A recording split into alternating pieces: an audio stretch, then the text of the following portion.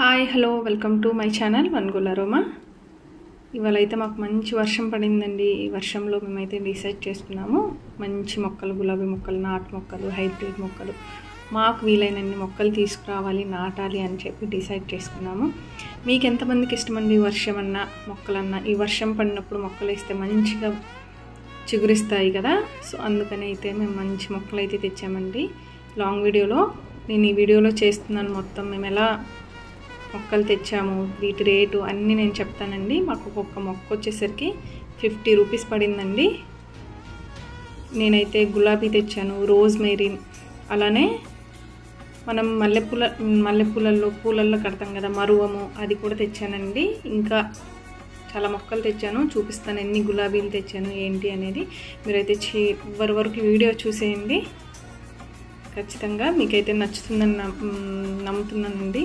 మొక్కలన్నీ అయితే ఇలా కవర్స్ అన్నీ తీసేసి, ఈ మనం మొక్కలు తెచ్చి కాగానే కవర్లు తీసేసి ఈ మొక్కకి ఇచ్చిన మట్టిని అలానే పెట్టేయకూడదండి. ఇలా చిదిమేసి ఆ మొక్కకున్న మట్టిని అంతా తీసేసి చిదిమి అప్పుడు ఆ మొక్కను నాటితే మంచి హెల్దీగా గ్రోత్ అవుతుందన్నమాట. నేను వీటి కోసమని ఓన్లీ గులాబీ మొక్కల కోసమనే నేనైతే కొన్ని ఆన్లైన్లో నుండి ఆర్డర్ చేశానండి. వీటికి ఫీడ్ చేయడానికి కానీ ఫుడ్ అని, ఫెర్టిలైజర్స్ అని, ఇవన్నీ నేను ఏమేమి ఆర్డర్ చేశాను ఏంటి అనేది నేనైతే వీడియో కింద డిస్క్రిప్షన్లో లింక్స్ ఇస్తానండి. ఎవరైనా అవసరం అనుకున్న వాళ్ళు, యూజ్ఫుల్ అవుతుందని అనుకున్న వాళ్ళు ఖచ్చితంగా అయితే బై చేయండి.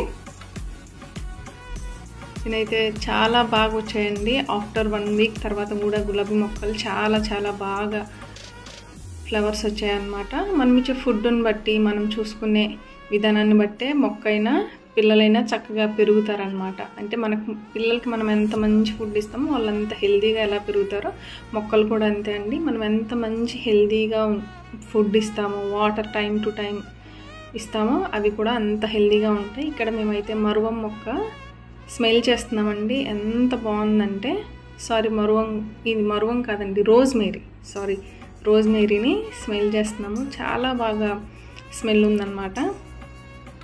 ఇక్కడ చూసారా, చిన్న కాళ్ళ జెర్రీ ఇంత మొక్కలో ఉందండి. అది చిన్నగా చూపించాలని చూపిస్తున్నాను మీకు.